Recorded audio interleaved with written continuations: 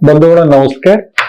संदीप साहू शोर द्वितीय अध्याय सहित आपण मानक समस्त को स्वागत करुचे। मु संदीप साहू 24 घंटा भितर राज्यर दुईटी भिन्न भिन्न अंचल दुईटी घटना घटीगला।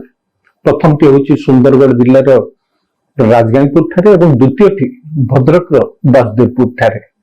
एवं ये दुई घटना प्रमाण करुची जे बांग्लादेश रे विद्रोह एवं परवर्ती समय हसीना वाजेद सरकार पतन पर जो परिस्थिति सृष्टि होती ओडिशा को केमिति प्रभाव पकाउछि। शनिवार दिन सकाळे राजगांगपुर सहर विभिन्न प्रमुख स्थान मानकरे एक पोस्टर जनसाधारण और पुलिस दृष्टि आकर्षण करथिला। बजरंग दल तरफ जारी करा जायथिबा ए पोस्टर रे सहर रे रहउतुवा बांग्लादेशी और रोहिंग्या मानकु 24 घंटा भितर राजगांगपुर छाड़ी चली जावाई चेतावनी दि जाइथिला। सहर में सांप्रदायिक शांति भंग होगा आशंका करी राजगांगपुर पुलिस तुरंत एक शांति कमिटी बैठक डाकिथिले, जोठी बजरंग दल प्रतिनिधि एवं स्थानीय मुसलमान संप्रदाय प्रतिनिधि जोग देइथिले। पुलिस तरफ बैठक रे उभय पक्षों को निवेदन करा जाइथिला सहर रे शांति सौहार्द सद्भाव बजाय रखिया किंतु बजरंग दल तरफ सहर सबू बांग्लादेश को तुरंत चिन्हट कर सहर बाहर करने दाबी उपस्थापन करा जायथिला। द्वितीय घटनाटी घटिला 24 घंटा मध्य अर्थात रविवार दिन सकाळे वासुदेवपुर बाजार रे किछि स्थानीय लोक ऑटो रिक्शा रे जाउथुवा 6 जन लोकों को बांग्लादेशी संदेह रे अटकेले एवं परवर्ती समय तांको पुलिस जिम्मा देले। थाना रे पचरा उचरा बेले जଣା पड़ला जे सेमाने केही बांग्लादेशी नुहंती, सेमाने होचंती बिहार कटिहार जिल्लार बासिंदा एवं 5 दिन तले ट्रेन जोगे आसी वासुदेवपुर अंचल रे पहुंची थिले। ये दुईटी घटना प्रमाण करुची जे बांग्लादेश रे जो प्रकार राजनैतिक अस्थिरता देखा देइची से सुदूर ओडिशा रे केमिति एक भय संदेह आशंका एवं उद्वेगर वातावरण सृष्टि करिछि। बांग्लादेश रे हसीना वाजेद सरकार पतन पर नोबेल पुरस्कार विजेता एवं आंतर्जातिक ख्याति संपन्न अर्थनीतिज्ञ डॉक्टर मोहम्मद यूनुस नेतृत्व में एक कामचला सरकार शपथ नहीं, किंतु आवामी लीग सदस्य और समर्थक तथा संख्यालघु हिंदू संप्रदाय उपरे आक्रमण एपर्यंत बंद है नहीं। आक्रमण आशंका करी अनेक लोक बांग्लादेशी लक्ष लक्ष बांग्लादेशी वर्तमान भारत मुहा एवं इमानक मध्यरु किछि काले ओडिशा रे पसि आसीबे ये आशंका करी वर्तमान राज्य सरकार तत्पर हेचंती।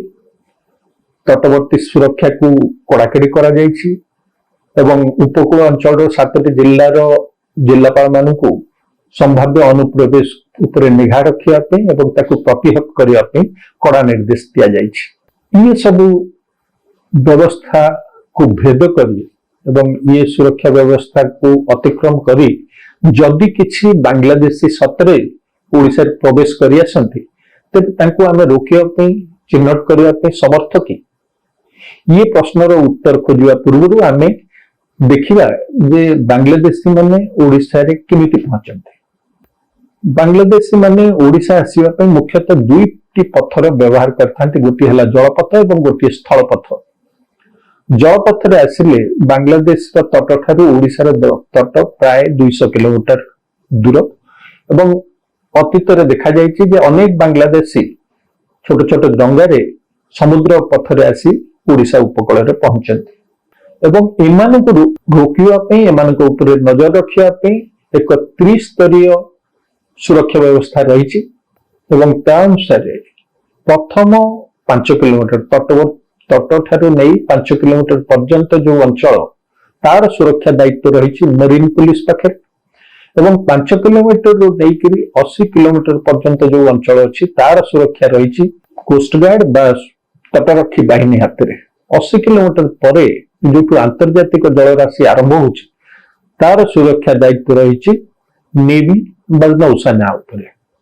किंतु कही परिबा जे ये तीन एजेंसी को भितरु आम पई ओडिशा पई मरीन पुलिस रो भूमिका सबुठ गुरुत्वपूर्ण कहीं ନା କୋଷ୍ଟଗାର୍ଡ ଏବଂ ନେଭିର ଆଖିରେ ଧୂଳି ଦେଇ ଯଦି କିଛି ବାଂଲାଦେଶୀ ଆସିକିରି ଓଡ଼ିଶା ତଟରେ ପହଞ୍ଚିଲେ ସେମାନଙ୍କ ଉପରେ ନଜର ରଖିବା ଏବଂ ସେମାନଙ୍କୁ ପ୍ରତିହତ କରିବା, ତାଙ୍କ ବିରୁଦ୍ଧରେ କାର୍ଯ୍ୟାନୁଷ୍ଠାନ ନେବାର ଦାୟିତ୍ୱ ହେଉଛି ମେରିନ ପୁଲିସର। ଆପଣମାନେ ଜାଣନ୍ତି ଯେ ଓଡ଼ିଶାରେ ଏକ ଦୀର୍ଘ ତଟ ରହିଛି, ଉପକୂଳ ଅଞ୍ଚଳ ରହିଛି, ଯାହାର ଦୈର୍ଘ୍ୟ 480 କିଲୋମିଟର ଏବଂ ଏଠି এই ଅଞ୍ଚଳରେ ସୁରକ୍ଷା ଯୋଗାଇ ଦେବା ପାଇଁ ଆମର ରହିଛି 18ଟି ମେରାଇନ ପୁଲିସ ଷ୍ଟେସନ ବା ସାମୁଦ୍ରିକ ଥାନା। ଏତେ ବଡ଼ ଉପକୂଳ ଉପରେ ସମ୍ପୂର୍ଣ୍ଣ ଏବଂ 24 ଘଣ୍ଟିଆ ନିରୀକ୍ଷଣ କରିବା ପାଇଁ, ନିଘା ରଖିବା ପାଇଁ 18ଟି ମେରାଇନ ପୁଲିସ ଷ୍ଟେସନ ଯେ ଯଥେଷ୍ଟ ନୁହେଁ ଏକଥା ଯେକୌଣସି ଲୋକ ଜାଣିପାରିବ।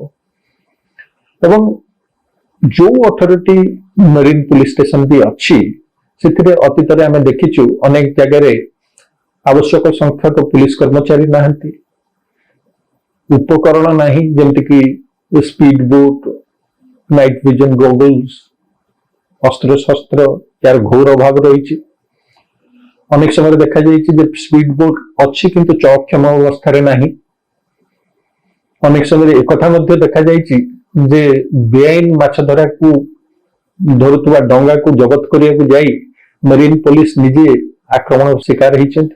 ତଥାପି କହିବାକୁ ପଡିବ ଏସବୁ ଲୁପହୋଲ ସତ୍ତ୍ୱେ ଜଳପଥରେ ଆସୁଥିବା ଅନୁପ୍ରବେଶକାରୀଙ୍କ ଉପରେ ନଜର ରଖିବା ଅପେକ୍ଷାକୃତ ସହଜ, କିନ୍ତୁ ଯେଉଁମାନେ ସ୍ଥଳ ଭାଗରେ ଆସୁଛନ୍ତି, ପଶ୍ଚିମବଙ୍ଗ ଭିତର ଦେଇକରି ଆସିକରି ଓଡ଼ିଶାରେ ପ୍ରବେଶ କରୁଛନ୍ତି, ସେମାନଙ୍କ ଉପରେ ନଜର ରଖିବା ଏବଂ ସେମାନଙ୍କୁ ଅଟକେଇବା ଅସମ୍ଭବ ବୋଲି କହିଲେ ଅତ୍ୟୁକ୍ତି ହେବ ନାହିଁ।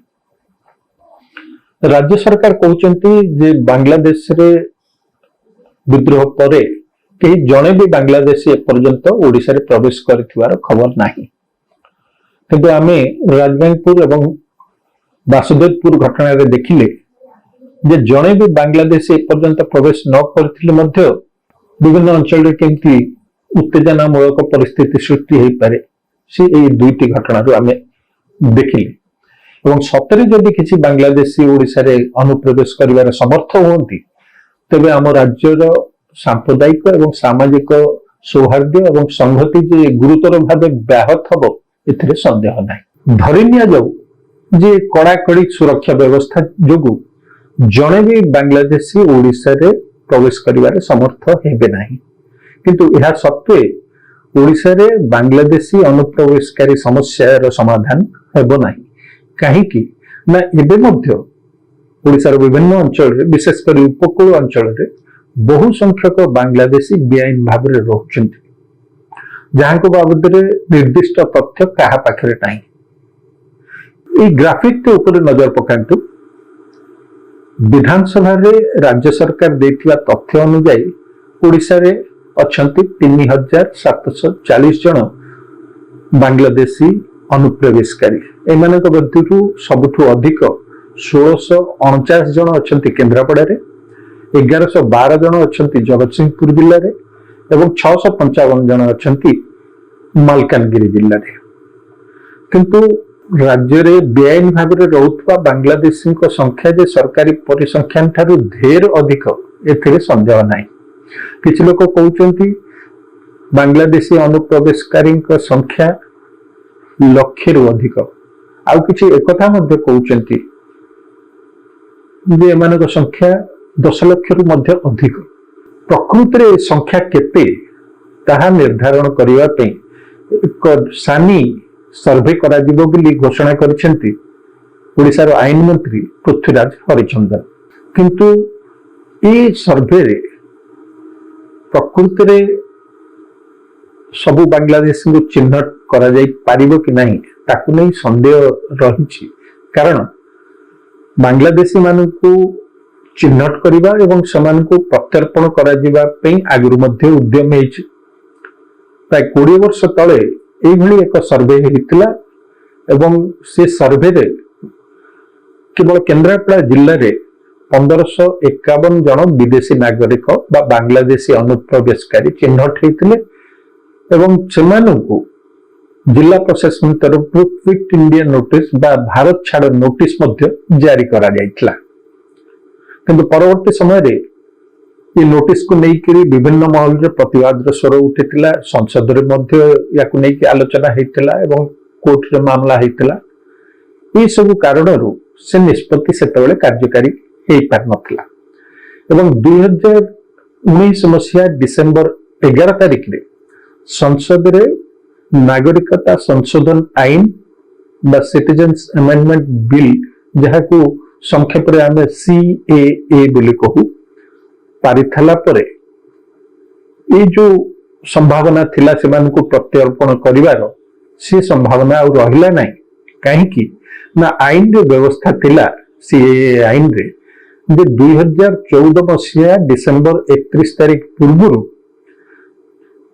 सांप्रदायिक विद्वेष कारणरू पाकिस्तान, बांग्लादेश एवं अफगानिस्तान रु पलायन करथिबा 6टी संख्यालघु संप्रदायर लोकों को भारत नागरिकता दब।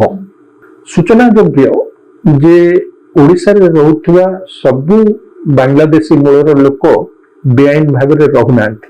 प्रथमे 1947 मसीह भारत विभाजन समय एवं परवर्ती समय 1971 मसीह बांग्लादेश मुक्ति संग्राम बेले लक्ष लक्ष संख्यार बांग्लादेशी शरणार्थी भाव में भारत को प्रवेश करथिले एवं सेमानंकु भारत सरकार विभिन्न राज्य रे थैथान करथिले एवं सेही क्रम रे ओडिशा रे मध्य बहु संख्यार बांग्लादेशी को थैथान करा जायतिला भारत सरकार एवं ओडिशा सरकार मिलित उद्यम रे। राज्य सरकार तथ्य कहूची एमानकर संख्या होची 1,57,432। ये ग्राफिक रे आपण माने देखि परिबे जे आईनगत भाव रहुथुबा बांग्लादेशी को अंचल रे को जिल्ला रे केते संख्या रे रहउचंती। जदि धरंतु सर्वे हैला तबे बेआईन भाव में रहुथुबा बांग्लादेश को चिन्हट करबा आदौ सहज व्यापार हब नाही। काहेकि ना एमानक भितरु अनेक अछंती जो माने प्रथमे बांग्लादेश रु आसिकी पश्चिम बंग रे किछि दिन अवस्थान करचंती, किछि वर्ष रहिचंती एवं परवर्ती समय रे ओडिसा रे प्रवेश करचंती।